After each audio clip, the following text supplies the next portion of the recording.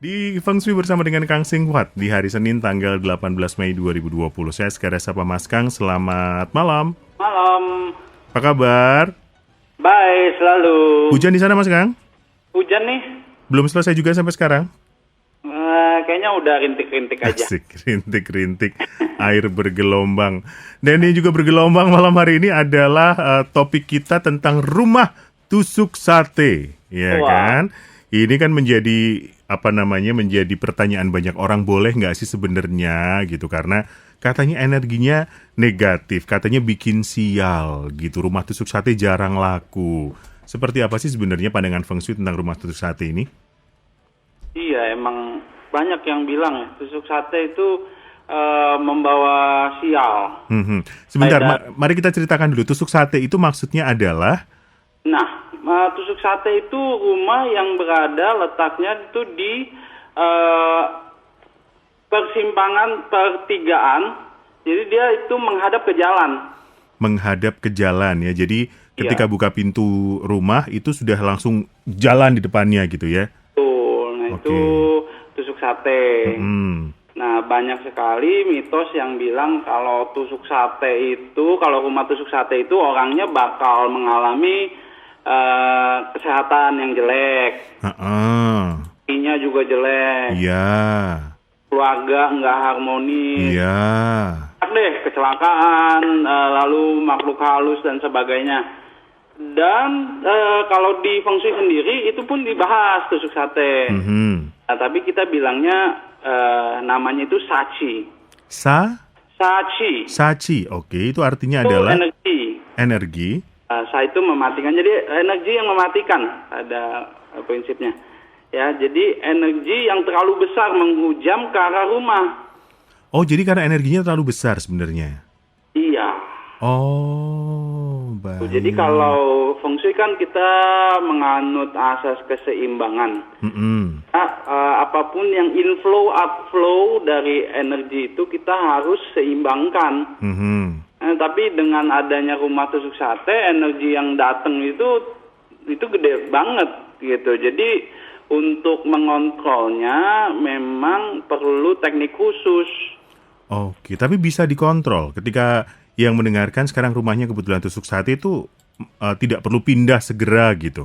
Oke, jadi ada dua yang harus dipertimbangkan. Satu itu pribadi yang tinggal di dalam rumah tersebut. Nah, kita mesti kalkulasikan apakah seseorang itu cocok atau enggak di rumah yang tusuk sate. Oke. Jadi enggak semua orang bisa. Mhm. Nah, lalu kalau ada yang cocok, ada yang kurang cocok, nah bagaimana cara menyesuaikannya, cara-caranya. Ya, tapi kita mesti tahu dulu nih macam-macam tusuk satenya. Ya, silakan. Nah, orang umum berpendapat kalau tusuk sate itu dari satu sisi aja, dari depan. Mhm. Umumnya mereka taunya itu. Mhm. Sebenarnya tusuk sate itu bisa dari belakang, bisa dari samping. Jadi ini yang orang-orang kadang melewatkan. Jadi kalau cari lokasi untuk rumah tuh biasanya lihat aja dari depan. Ini ada rumah gak yang ada jalan gak yang menuju langsung ke rumah itu tusuk sate gitu. Sebenarnya mesti dicek juga dari samping, dari belakang. Oh gitu. Itu malah yang dari belakang itu yang paling fatal. Oh iya. Kita selalu cek setiap sisi bangunan rumah, nggak boleh ada yang terkena tusuk sate. Dari sisi manapun. Iya, contohnya ya seperti misalnya ada gang di belakang rumah yang arahnya meskipun sedikit kecil ya jalanannya, misalnya seperti gang aja, bisa dilewati oleh motor saja, itu tetap hitungannya tusuk sate. Oh wow.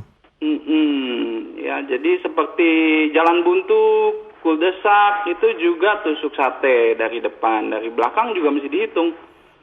Oke. Itu yang perlu diketahui sahabat Sonora ya, tusuk sate tidak hanya dari depan. Betul. Oke. Kemudian Itu mitosnya yang tadi saya sebutin. Nah, juga ternyata ada studi ilmiahnya juga nih. Kenapa bisa tusuk sate begitu ditakuti orang-orang? Ya. Ya, jadi misalnya kayak kenapa sih tusuk sate bisa kesehatan bisa jelek tinggal di situ? Ternyata katanya mereka itu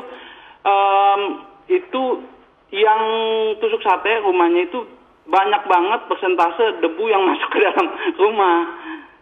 Oh, iya. Ya mereka mencari faktor tersebut gitu. Jadi dari debu, lalu dari panasnya, dari tusuk sate itu sendiri ternyata terik banget kalau tinggal di rumah tusuk sate karena depannya sendiri udah nggak ada rumah tuh. Jadi emosi berlebih itu karena panas terik matahari tersebut. Itu dari sisi ilmiahnya. Nah, kalau udah tahu itu, nah cara menanganinya bagaimana? Iya.